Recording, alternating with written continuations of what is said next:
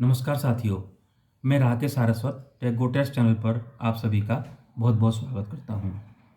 साथियों, आज हम अपना ब्लॉग अडानी ग्रुप को लेकर आए हैं आपके सामने।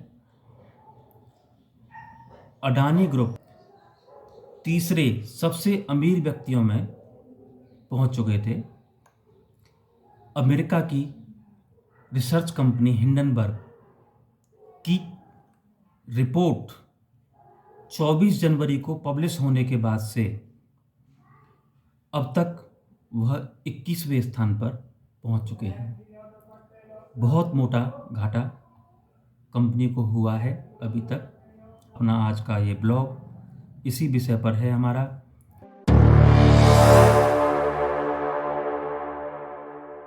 दोस्तों, अगर आपको मेरा वीडियो पसंद आए तो वीडियो को लाइक करना, चैनल को सब्सक्राइब करना और बेल आइकन दबाकर नोटिफिकेशन ऑन करना ना भूले। धन्यवाद। साथियों, सबसे पहले बात कर लेते हैं अमेरिका से अडानी ग्रुप को लेकर बहुत बड़ी बुरी खबर आई है। तो रिसर्च कंपनी हिंडनबर्ग की रिपोर्ट 24 जनवरी को पब्लिश होने के बाद से गौतम अडानी की शेयर बाजार में लिस्टेड कंपनियों के शेयरों में सुनामी ब्लड बाथिंग देखी जा रही है। लगातार शेयर टूटते जा रहे हैं, बिकवाली का दौर जारी है। सर्किट पर सर्किट लगे जा रहे हैं, 2-2 मिनट के अंदर सर्किट लग जाते हैं। रोजाना के हिसाब से अडानी के स्टॉक्स गिर रहे हैं और इसके चलते उनकी संपत्ति लगातार घटती जा रही है। इस साल 2023 में अब तक उन्हें 59.2 अरब डॉलर का घाटा झेलना पड़ा है और इसमें से 52 अरब डॉलर महज बीते 10 दिनों में मार्केट से साफ हो गए हैं। यानी घाटा 10 दिन के अंदर 52 अरब डॉलर का हो चुका है। बीते 24 घंटों में ही अडानी अमीरों की लिस्ट में 5 पायदान नीचे पहुंच गए हैं। अब सबसे बड़ी खबर अमेरिका से यह भी आई है कि डाउ जोन्स का जो इंडेक्स है उसमें अडानी एंटरप्राइजेस का स्टॉक लिस्टेड था। अब उस स्टॉक्स को डाउ जोन्स से बाहर निकालने का अमेरिकी फरमान जारी कर दिया गया है। अब अमेरिका के डाउ जोन्स सस्टेनेबिलिटी इंडेक्स से अडानी एंटरप्राइज के शेयर को बाहर करने का ऐलान कर दिया है। डाउ जोन्स सस्टेनेबिलिटी इंडेक्स से अडानी एंटरप्राइजेज स्टॉक्स को बाहर करने का फैसला कंपनी के शेयरों में लगातार आ रही भारी गिरावट के चलते लिया गया है।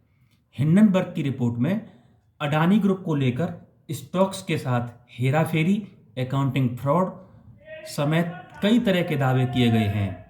इन तमाम आरोपों को लेकर इंडेक्स ने मीडिया स्टेक होल्डर एनालिसिस के बाद कार्रवाई करते हुए अडानी की कंपनी को हटाने का फैसला लिया है। रिपोर्ट के मुताबिक 7 फरवरी को डाउ जोन्स से इस कंपनी की लिस्टिंग को पूरी तरह से हटा दिया जाएगा।